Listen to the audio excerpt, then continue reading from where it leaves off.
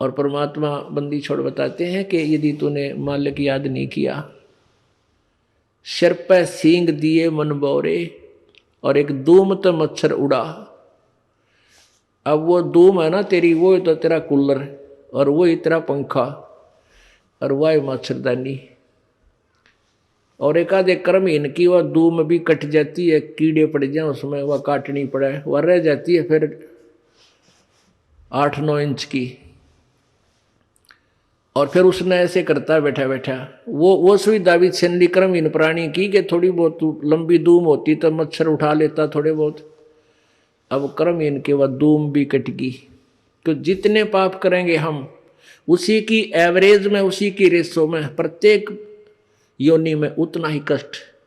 पहले तो गधा और ऊपर तो अंधा, तो कितने पाप किए होंगे उस प्राणी ने। फिर बैल और धूम कट गई, वो मच्छर भी ना हटा सकता, मक्खी भी ना उड़ा सकता, थोड़ी बहुत कुछ सहयोग था वो भी खत्म हुआ। तो पुण्यात्माओं, इनको घनी गहराई से सोचो और फिर भगवान और गुरु जी की तुलना करो कि हम कितना बाईपास चल रहे हैं।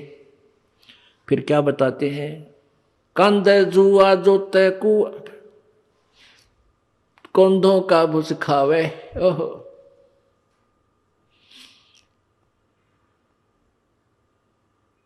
कंध है जुआ जोते कुआ, रहट में जोड़ देते। हरट होता था पहले पुराने समय में सिंचाई का साधन, कुएं में एक चैन सी डालकर उसके बाल्टियां वेल्ड कर देते थे और एक कुल्लू की तरह उसको घुमाते थे, बैल जोड़ देते थे और उस पुली घूमती थी, उसमें से जल बाहर निकलता था, बाल्टियां भर के नीचे से आती थी, ऊपर डाल एक ऐसा परनाला सा होता था, उसमें डल जाती नाली में और वो आगे खेतों में जाता था।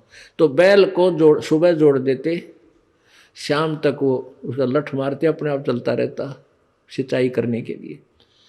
तो क्या बताते हैं, और फिर उसको भूख लगती तो उसमें, पुराने समय की बातें हैं, ये गेहूं का चारा नहीं था, जौ होया करते, जौ, और जौ के भूस में इतने तीखे उनके पत्ते होते हैं, नोकेले से, तुस बोलते हैं उनको, कांटे से, और वो तूड़े में होते थे उस भूस में, और वो बैल खाता था।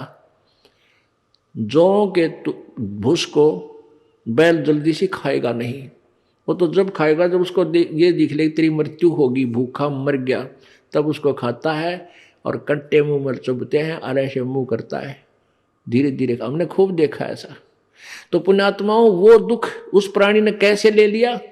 क्योंकि सतगुरु शरण में नहीं गया। मनुष्य जब जीवन था वो भक्ति की को ना।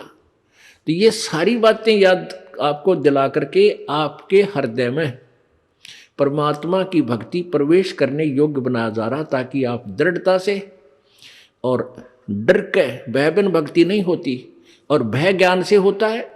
जैसे बच्चे को ज्ञान हुआ सर्प का, तो फिर वो डरने लगा, उससे जान बचा ली।